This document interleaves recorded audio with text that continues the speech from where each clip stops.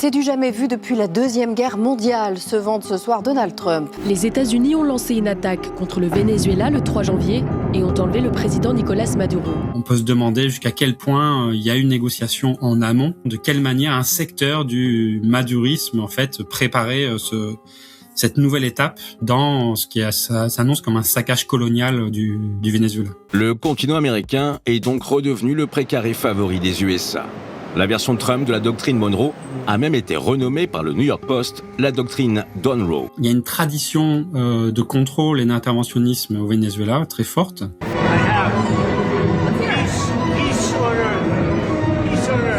We're going to take back the oil. That a lot of money is coming out of the ground. We're going to get reimbursed for all of that. C'est un empire qui peut être en crise, mais justement, il est d'autant plus dangereux qu'il va chercher à tout prix à reconstituer les chaînes de valeur, l'accumulation par dépossession.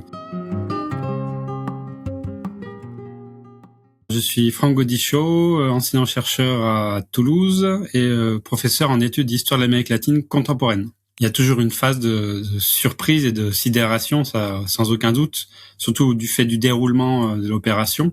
Et en même temps, voilà, depuis des mois, les menaces directes sont là.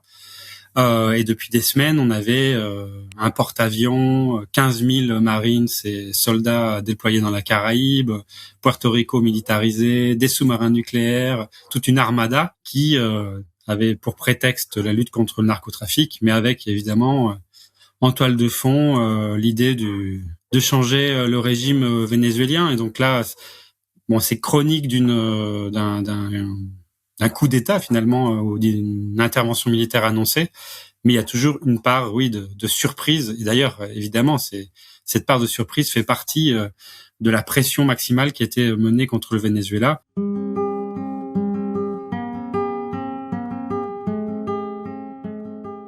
Beaucoup d'incertitudes, de craintes dans la population vénézuélienne. J'étais encore hier soir tard avec des collègues et des amis qui sont à Caracas. Donc on n'a pas assisté à ce que espérait l'opposition conservatrice, notamment Maria Corina Machado, la prix Nobel de la paix, principale opposante. C'est-à-dire des grandes manifestations de joie dans les rues de Caracas. C'est plutôt chez les Vénézuéliennes de l'exil qu'on a vu ce type de manifestation. Il y a eu quelques marques d'une certaine joie dans certains secteurs, mais très très limitées en fait. Et d'autre part, du côté du chavisme, des bases populaires chavistes, qui sont extrêmement réduites aujourd'hui, mais qui sont toujours là, autour de 20% peut-être de la population. Là aussi, ça a été assez limité. Il y a eu des mobilisations dimanche, avec plusieurs milliers de personnes, mais voilà, pas quelque chose d'immense non plus, et pas du tout dans ce qui a pu se passer, par exemple, en 2002, au moment du coup d'État contre Hugo Chavez, où on a eu vraiment les quartiers populaires déferler dans le centre, réclamer le retour d'Hugo Chavez,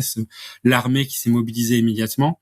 Là, on voit qu'on est dans une toute autre conjoncture, du fait de l'intervention états-unienne directe, mais aussi du fait de la crise du régime Maduro, de sa crise de légitimité, mais malgré son autoritarisme, il faut bien le dire, qui a miné complètement le processus bolivarien depuis de nombreuses années. On est largement en dehors des clous de la Constitution et de tout régime démocratique. Et c'est en partie la surprise, mais finalement non, cette continuité de l'État et continuité y compris du gouvernement. La question dans le jour d'après qui est posée, c'est à quel point des secteurs du madurisme ont participé finalement à ce changement de régime en cours, puisqu'en fait, la grande surprise, c'est qu'il n'y a eu aucune résistance de la part des forces armées bolivariennes. On a vu le survol des hélicoptères sur Caracas, où ils se sont vraiment baladés, alors qu'il y a une défense antiaérienne normalement de pointe, fournie par la Russie depuis plusieurs années.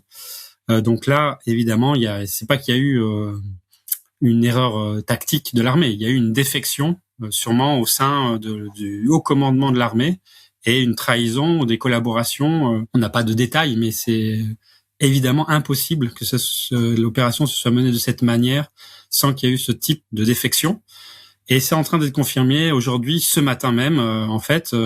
Delcy Rodriguez, la vice-présidente, donc qui va être désormais assumée comme présidente par intérim en l'absence de Maduro, vient d'annoncer avec un discours presque à contre-pied de ce qu'elle avait dit le jour de l'intervention, elle a annoncé une collaboration compréhensive avec Trump et les États-Unis. On peut se demander jusqu'à quel point il y a eu une négociation en amont, de quelle manière un secteur du madurisme en fait préparait cette nouvelle étape dans ce qui s'annonce comme un saccage colonial du Venezuela. Alors, qu'est-ce qui peut expliquer ça? Là aussi, on peut émettre quelques pistes. Depuis plusieurs années, les forces armées et une partie de ce qu'on va appeler la caste bolivarienne, on parle de boli-bourgeoisie parfois dans ce qui s'est installé au pouvoir depuis plusieurs années, a des intérêts économiques considérables. On sait que Maduro a réussi à maintenir aussi son hégémonie en associant très fortement au pouvoir, mais aussi à l'extraction minière dans l'arc minier de l'Orénoque, aux devises pétrolières, toute une partie des généraux et disons du haut commandement militaire. Et donc les militaires ont vraiment des intérêts économiques mais aussi politiques à ce qui est une transition négociée avec les États-Unis pour pas eux-mêmes se retrouver dans la situation de Nicolás Maduro, extradés, ou de perdre tous leurs intérêts en termes d'accumulation du capital, tout simplement. C'est une hypothèse, mais peut-être que va se mettre en place de manière transitoire un régime maduriste autoritaire, allié cette fois-ci non plus de la Chine, mais de Trump, sous pression maximale de l'impérialisme. Et donc, c'est une défaite, évidemment, pour le chavisme populaire, pour ceux qui espéraient une démocratisation possible du Venezuela, mais par la gauche. Et on le voit bien que c'est aussi une défaite de l'opposition conservatrice.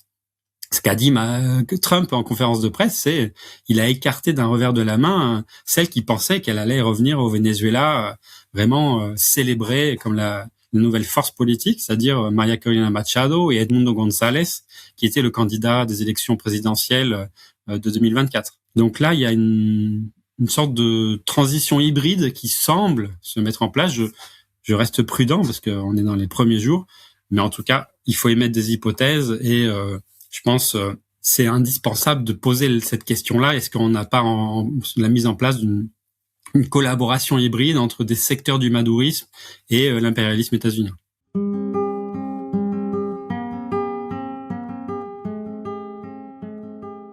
En tout cas, oui, l'histoire vénézuélienne depuis les années, le début du XXe siècle en fait, elle est liée à la fois à l'extraction pétrolière, la première réserve au monde, on répète assez.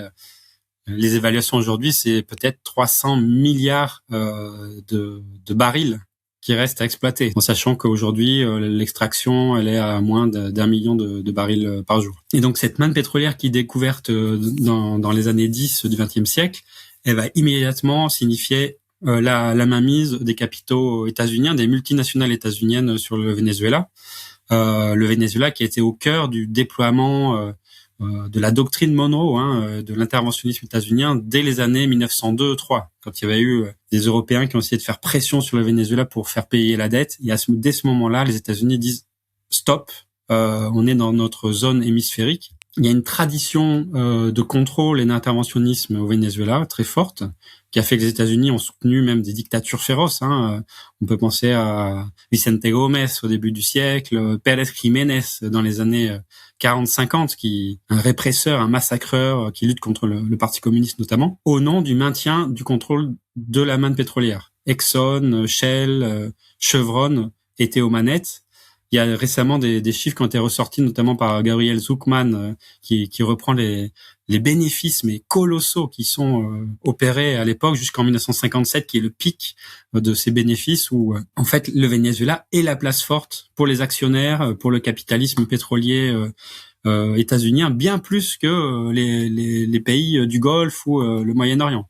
C'est vraiment considérable. C'est presque 12% de la richesse nationale qui part directement vénézuélienne, qui part directement aux actionnaires des grandes multinationales états-uniennes. Et donc, il y a eu cette mainmise, cet armement, ce soutien même au régime autoritaire.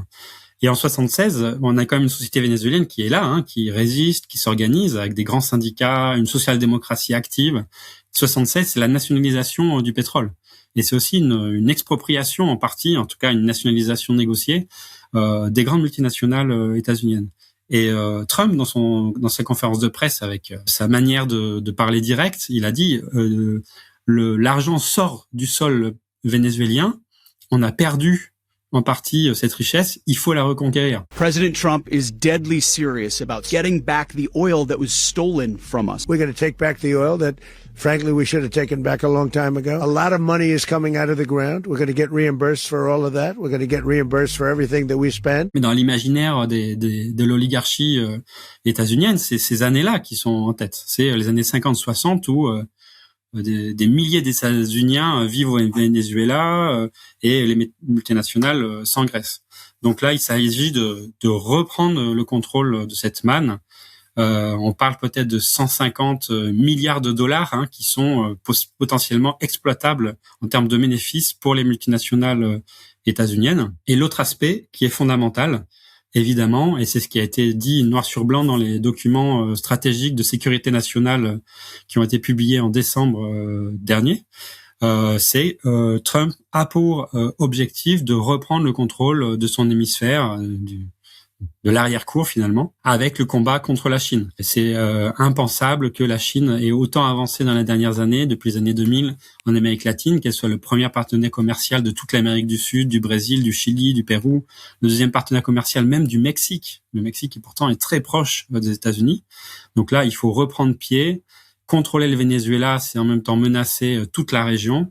C'est mettre au pas en fait les gouvernements qui voudraient résister, notamment la Colombie de Petro, évidemment Cuba, mais aussi le Mexique de Claudia Sheinbaum. C'est dire voilà de quoi on est capable, remise au pas des gouvernements qui sembleraient vouloir affirmer leur indépendance nationale et renforcer l'axe droite-extrême droite qui existe déjà avec Milei en Argentine, désormais Cast au Chili, Noboa en Équateur qui a fêté l'intervention militaire et la capture de Nicolás Maduro. Donc c'est vraiment un niveau de soumission complète aux États-Unis. C'est ça que cherche Trump pour pouvoir rebasculer ensuite du côté de l'axe Asie-Pacifique, qui est l'enjeu principal, c'est-à-dire limiter, contenir le déploiement de la Chine au niveau géopolitique mondial.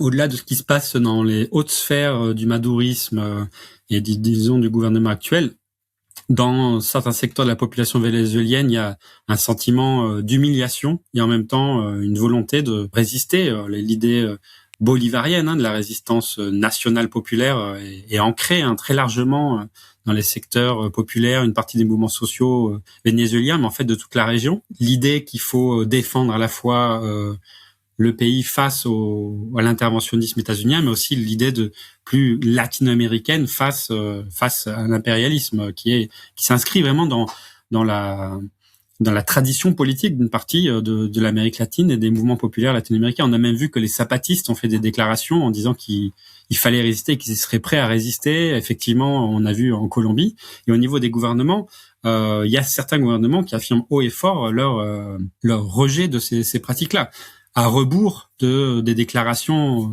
à mon avis, absolument honteuses du gouvernement français et d'Emmanuel Macron, qui ne respecte même pas, ne se base même pas sur le droit international, c'est-à-dire le respect de la souveraineté des États et l'impossibilité d'intervenir militairement dans un pays étranger. Le problème aujourd'hui, c'est qu'on a une Amérique latine extrêmement fragmentée, extrêmement divisée. On n'est plus dans les années 2000 où il y avait un mouvement plus d'intégration régionale. On est en train de créer l'Union des Nations des Sud américaine, l'UNASUR. On crée la CELAC, etc. Là, il y a une fragmentation très forte. Donc, une moindre possibilité pour l'Amérique latine d'avoir une voix commune et au contraire des extrêmes droites qui progressent, qui affirment leur alignement sur les États-Unis. Évidemment, à commencer par l'Argentine, le Chili, l'Équateur, mais désormais aussi le Honduras. Il y a un certain isolement, même la position de Lula au Brésil, la position brésilienne en termes diplomatiques, géopolitiques est toujours clé pour l'Amérique latine. On voit à quel point Lula a une position diplomatique assez modérée dans ce contexte. Il a rejeté, il appelle au droit international, il appelle à l'ONU, il appelle à la négociation, à une transition pacifique. Mais on sent aussi une faible capacité à intervenir, à résister. Et on pourrait d'ailleurs souligner que les réactions russes et chinoises, elles aussi, sont pour l'instant évidemment d'opposition, mais elles aussi assez modérées face au banditisme impérialiste, au gangstérisme qu'incarne aujourd'hui dans le jeu international de Donald Trump. C'est un empire qui est peut-être en crise, mais justement, il est d'autant plus dangereux qu'il va chercher à tout prix à reconstituer les chaînes de valeur, l'accumulation par dépossession, le contrôle énergétique du Sud et notamment de son arrière-cour à l'Amérique latine. Donc c'est absolument, on en rentre dans un moment très dangereux d'État prédateur, comme on le voit aussi en Europe avec Poutine. Mais pour l'Amérique latine, on est vraiment dans une phase absolument dangereuse et il y a besoin de solidarité internationale pour rejeter vraiment ce qui se passe au Venezuela. Quoi qu'on pense, quel que soit notre avis sur Nicolás Maduro et son gouvernement, il faut absolument qu'il y ait une solidarité internationale pour rejeter ces pratiques.